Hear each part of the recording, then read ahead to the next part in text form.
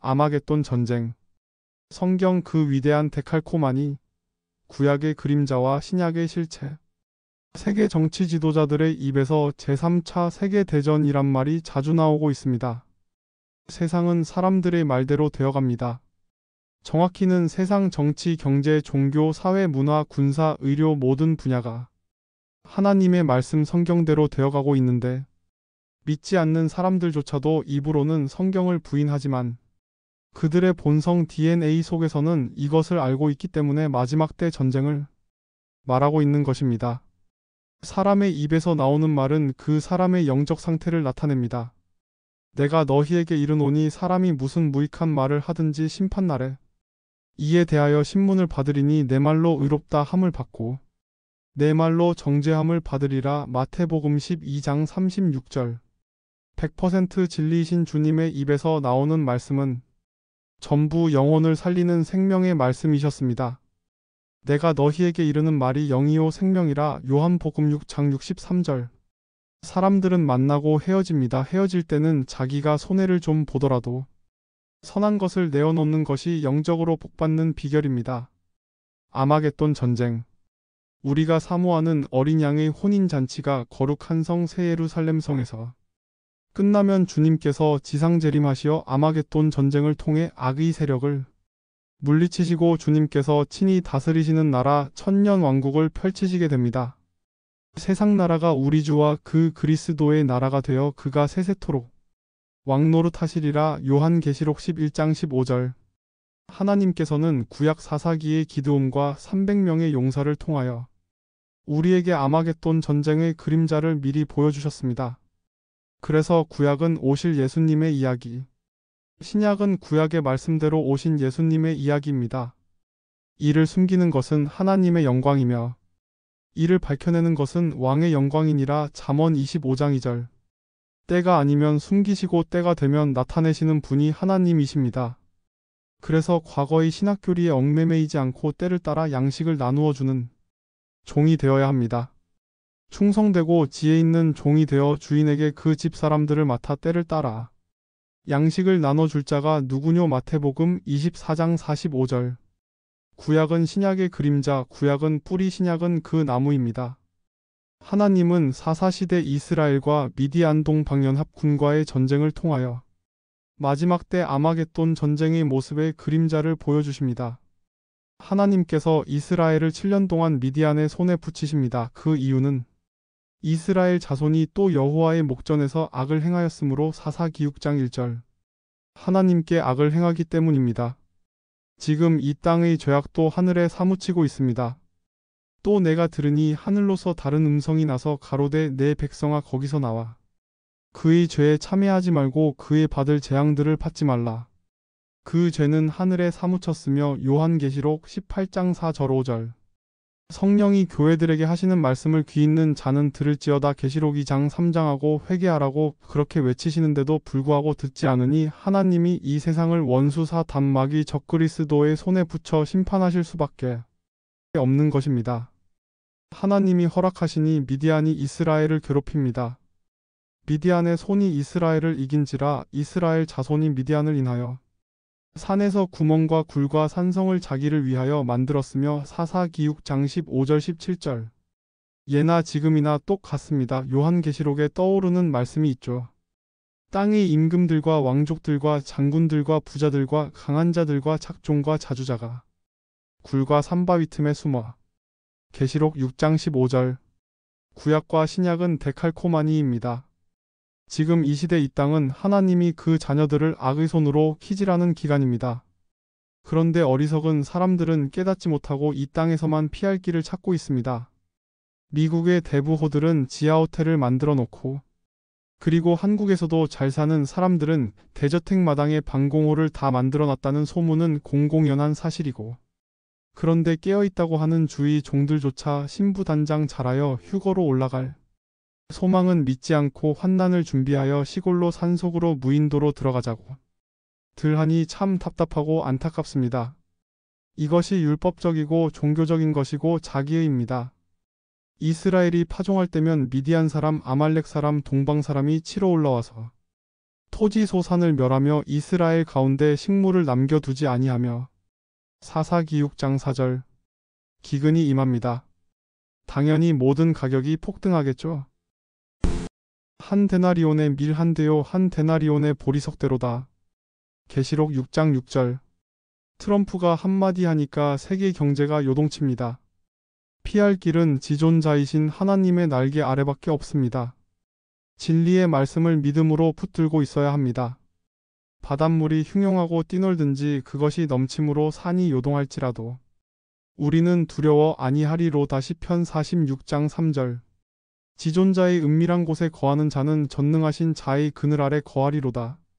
내가 여호와를 가리켜 말하기를 저는 나의 피난처요 나의 요새시요 나의 의뢰하는 하나님이라 하리니 흑암 중에 행하는 연병과 백주에 황폐케 하는 살을 두려워 아니하리로다. 시편 91편 환난이 닥칠수록 우리는 말씀을 붙잡고 주님 앞에 무릎 꿇어야 합니다. 이스라엘 자손이 미디안을 인하여 여호와께 부르짖은 고로 사사기육장 7절 지겹도록 똑같은 일이 반복되고 반복되는 죄악된 6천여 역사의 모습입니다. 그래도 긍휼과 자비로 한 사람이라도 더 구원하시고자 인내하시는 하나님의 한없는 사랑. 하나님을 뵐 낯이 없어도 그래도 하나님께 엎드려 회개하며 부르짖는 것이 영생의 길입니다. 이것이 진짜 용기입니다. 하나님이 기드온을 부르십니다. 그런데 기드온이 밀을 밀밭이 아닌 포도주 틀에서 타작을 하고 있습니다. 기드온이 밀을 포도주 틀에서 타작하더니 사사기 7장 11절 밀을 밀틀이 아닌 포도주 틀에서 타작한다. 이상하지 않습니까? 포도주 틀은 심판대를 말합니다. 밀의 알곡들을 고르는 모습을 세상이 알지 못하도록 감추고 계신 겁니다. 세상 사람들이 알지 못하도록 하나님의 진노의 포도주가 쏟아지는 키질 가운데 인이 떼어지는 심판 가운데서 알곡 같은 성도들을 고르시는 주님의 모습을 말합니다. 하나님의 부르심을 확인한 기드온이 미디안과 동방연합을 대항하여 일어서니 3만 2천 명이 따라옵니다. 그런데 여호와 하나님이 한 말씀하십니다. 여호와께서 기드온에게 이르시되 너를 좇은 백성이 너무 많은즉 내가 그들의 손에 미디안 사람을 붙이지 아니하리니 이는 이스라엘이 나를 거스려 자긍하기를 내 손이 나를 구원하였나이다 할까 함이니라. 사사기 7장 2절 사람을 좇는 백성이 너무 많으면 안 되는군요. 그래서 하늘에서 횃불같이 타는 큰 별과 같은 세상적으로 크게 보이는 주의 종들이 타락하여 땅에 떨어져 쑥이 되어 버리는 경우가 많습니다. 계시록 8장 10절 11절 진리의 길은 좁은 길입니다. 사람만이 모이는 곳이라고 안심하지 마시기 바랍니다. 하나님이 복을 주셔서 조금만 잘 되면 하나님의 은혜는 잊어버리고 내가 자기 의를 외치며 하나님의 영광을 가로채는 인간들과 주의 종들의 속성을 너무 잘 아시기 때문이죠. 두려워서 떠는 자는 돌려보내라 하시니 기드온이 백성에게 그대로 고하니 2만 2천 명이 돌아갑니다. 3만 2천 명에서 2만 2천 명 돌아가고 1만 명 남았네요. 이제 너는 백성의 귀에 고하여 이르기를 누구든지 두려워서 떠는 자여든 길르앗산에서 떠나 돌아가라 하시니 이에 돌아간 백성이 2만 2천 명이요 남은 자가 1만 명이었더라. 사사기 7장 3절 많은 사람이 마지막 때의 징조를 보고 휴거를 기다리지만 1. 날짜만 계산하다 아무 일도 안 일어나니 좌절하고 낭망하는 사람들 2. 징조만 바라보고 말씀을 소홀히 하는 사람들 3. 곧 휴거가 일어난다고 가족과 재산을 버리는 등 일상생활을 소홀히 하는 사람들 4. 주님의 더디오심을 기다리다 지쳐서 세상으로 돌아가는 사람들 등등 2000년 전부터 주님은 천국이 가까웠다고 회개하라고 하셨습니다. 마태복음 4장 우리는 휴거를 사모하되 말씀을 붙잡고 사랑으로 건전하고 균형 잡힌 신앙생활을 해야 합니다. 하나님은 인간의 모든 생각을 초월하십니다. 그날과 그때는 오직 하나님 아버지의 주권에 달려 있습니다.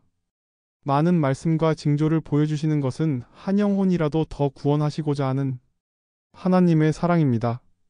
주의 약속은 어떤 이에 더디다고 생각하는 것 같이 더딘 것이 아니라 오직 너희를 대하여 오래 참으사 아무도 멸망치 않고 다 회개하기에 이르기를 원하시느니라. 베드로후서 3장 9절 나는 휴거 되겠지 하는 마음조차도 내려놓고 겸비한 마음으로 늘 회개의 자리에 있어야겠습니다. 휴거는 지식으로 되는 것이 아니고 주님 사랑하는 마음입니다. 그래서 휴거는 사랑입니다. 작금의 한국교회는 요한계시록 등 예언의 말씀을 조금 구체적으로 다루면 이단이라고 하는 경향이 있습니다. 지금까지 은혜 하면서 무천년주의와 후천년주의 번영신학 등에 젖어 두리뭉술하게 젖만 먹고 자란 탓이겠죠. 요한계시록 예언의 말씀은 단단한 식물입니다. 지금은 요한계시록의 말씀이 이루어지고 있는 시대입니다. 대저 젖을 먹는 자마다 어린아이니 의의 말씀을 경험하지 못한 자요 단단한 식물은 장성한 자의 것이니 저희는 지각을 사용함으로 연단을 받아 선악을 분별하는 자들이니라. 히브리서 5장 13절 14절. 기드온 앞으로 온 사람들 중 10,000명이 남았는데 하나님이 이들을 인도하여 물가로 내려가라고 하십니다. 여호와께서 또 기드온에게 이르시되 백성이 많으니 인도하여 물가로 내려가라. 거기서 내가 너를 위하여 그들을 시험하리라. 손으로 움켜 입에 대고 핥는 자의 수는 300명이요 그 외의 백성은 다 무릎을 꿇고 물을 마신지라. 사사기 7장 4절 6절. 목마르다는 육신의 본능 앞에 굴복하는 사람은 하나님이 또 돌려보내십니다. 반면에 말씀, 생명의 양식 예언의 말씀이 귀한 줄 알고 조심스럽게 소화하며 먹는 자는 남겨두시는데 겨우 300명입니다. 약 10분의 1밖에 남지 않았습니다. 밤에 여호와께서 기드온에게 내려가라 하십니다. 이 밤에 여호와께서 기드온에게 이르시되 일어나 내려가서 적진을 치라. 내가 그것을 내 손에 붙였느니라. 사사기 7장 9절. 내려가서 치라고 하셨습니다. 때가 되면 주님께서 내려오십니다. 휴거신 부들과 혼인잔치를 마치고 만왕의 왕, 만주의 주의 이름으로 하늘 군대들과 함께 세상을 치러 지상재림하십니다. 또 내가 하늘이 열린 것을 보니 보라 백마와 탄자가 있으니 그 이름은 충신과 진실이라. 그 눈이 불꽃 같고 그 머리에 많은 면류관이 있고 그 옷과 다리에 이름 쓴 것이 있으니 만왕의 왕이요 만주의 주라 하더라. 요한계시록 19장 14절 16절. 바로 우리의 영원한 신랑 되시는 주님의 참 모습입니다. 기드온이 내려오니 이스라엘을 삼키려는 이방 연합군들로 득식을 댑니다. 미다한 사람과 아말렉 사람과 동방의 모든 사람이 골짜기에 누웠는데 메뚜기의 중다함 같고 그 약대의 무수함이 해변의 모래가 수다함 같은지라. 사사기 6장 12절.